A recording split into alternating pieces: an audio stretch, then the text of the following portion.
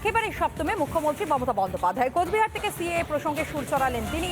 ভোটের রাজনীতির জন্য সিএএ করছে, এনআরসির বিরুদ্ধে তৃণমূল লড়াই করেছে, উদ্বাস্তুদের স্থায়ী ঠিকানা দিয়েছি আমরা মন্তব্য করেছেন মুখ্যমন্ত্রী মমতা বন্দ্যোপাধ্যায়। এমনকি নাগরিক না হলে কি ওরা ভোট দিতে পারত, সেই প্রশ্ন তুলেছেন মুখ্যমন্ত্রী মমতা বন্দ্যোপাধ্যায়। শোনাই আগে তার বক্তব্য, শুনুন। এনআরসি নিয়ে লড়াই করেছে কে? এনআরসি হবে না লড়াই করেছে কারা? রাজবংশী বন্ধুরা, আপনারা তো ইতিমধ্যেই নাগরিক। নতুন করে কে একা করে চিৎকার করছে এটা ফ্যা ভোটের রাজনীতি করবার জন্য। আপনারা সবাই নাগরিক, আপনাদের সবাইকে নাগরিক হিসাবে আমরা স্বীকৃতি দিয়েছি। সমস্ত উদ্বাস্তু কলোনিকে স্থায়ী ঠিকানা দিয়ে দিয়েছি। সে রেশন পায়, সে স্কুলে যায়, সে স্কলারশিপ পায়, সে কিষাণ বন্ধু পায়, সে শিক্ষাশ্রী পায়, সে ঐক্যশ্রী পায়, সে লক্ষ্মীর ভাণ্ডার পায়। তো নাগরিক না হলে থোড়াই পেত? বলুন আপনারা আমাকে, পেত? নাগরিক না হলে তারা ভোট দিতে পারতো?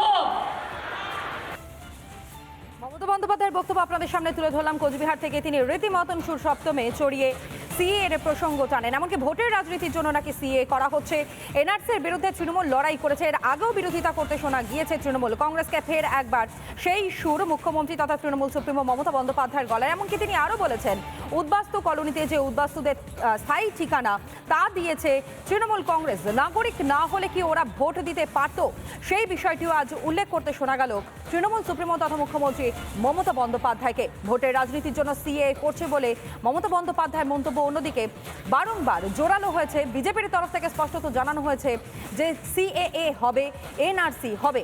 অর্থাৎ কেন্দ্রীয় প্রতিমন্ত্রী, কেন্দ্রীয় জাহাজের প্রতিমন্ত্রী শান্তনু ঠাকুর তিনিও কিন্তু আজ একথা বলেছিলেন যে সিএএ হবে, এনআরসি হবে। এবং এর আগে যখন একবার এক্সক্লুসিভ সাক্ষাৎকার আমাদের সিনিয়র এডিটর সোনালী সরকারকে দেওয়া নিষেধ প্রামাণিকের, তিনিও পরিষ্কার করে বলেছিলেন যে সিএএ হবে কার্যকর, এমনকি তারপরেই হবে এনআরসি।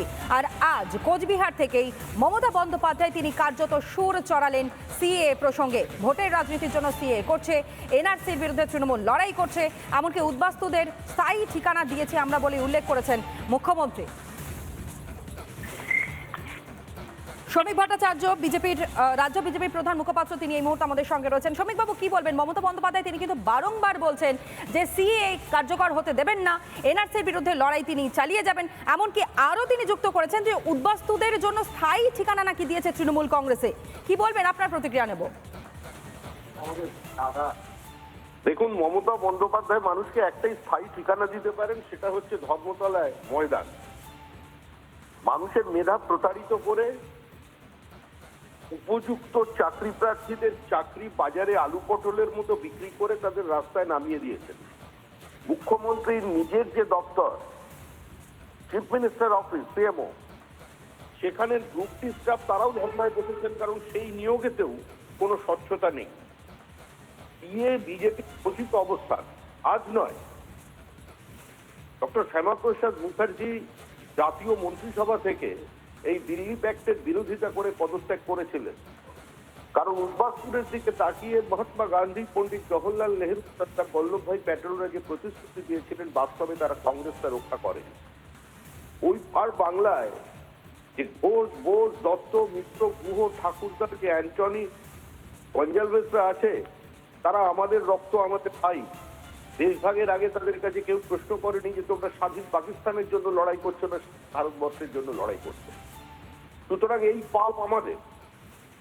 পাপ আমাদের সদানীতন রাষ্ট্রীয় নেতাদের। এই পাপের প্রায়শ্চিত্ত আমাদেরই করতে হবে, আর সেই প্রায়শ্চিত্ত করতে হবে সিএ এর মধ্যে দিয়ে। এটা আমাদের ঘোষিত অবস্থান। ঘোষিত অবস্থানের সঙ্গে সমঝোতা করে বিজেপি কোনো জায়গায় তাকে ডাইলুশন করে দেবে না, তার ডাইলুশন চাইবে না। আর যদি কেউ এর বিরোধিতা করেন, বিরোধিতাকে ভেঙে গুঁড়িয়ে দিয়েই দিয়ে হবে। কোন প্রতিবন্ধকতা সামনে থাকলে সেই প্রতিবন্ধকতাকে সরিয়ে দিয়ে হবে, দিয়ে হবে। এটাই হচ্ছে কালের নিয়ম। দিয়ে সেটেল ফ্যাক্ট। একে আনসেটেল করবার ক্ষমতা পৃথিবীতে কারণ নেই। কোন রাজ্যের মুখ্যমন্ত্রী কি করে থাকবে? সুতরাং দিয়ে হচ্ছে। বেশ বেশ, অনেক অনেক ধন্যবাদ জানাবো আপনাকে। শ্রমিক ভট্টাচার্য তিনি ছিলেন এই মুহূর্তে আমাদের সঙ্গে। রাজ্য বিজেপির প্রধান মুখপাত্র এবং মমতা বন্দ্যোপাধ্যায়ের যে বক্তব্য, সিএর বিরোধিতা এবং একই সঙ্গে এনআরসির বিরুদ্ধে তৃণমূল কংগ্রেসের লড়াই আগামী দিনেও জারি রাখবে, সেই বক্তব্য কিন্তু আজও শোনা গিয়েছে মুখ্যমন্ত্রীর গলায়। এমনকি উদ্বাস্তুদের স্থায়ী ঠিকানা দিয়েছি আমরা, নাগরিক না হলে কি ওরা ভোট দিতে পারত, সেই বিষয়টিও আজ উল্লেখ করেছেন তৃণমূল সুপ্রিমো তথা মমতা বন্দ্যোপাধ্যায়।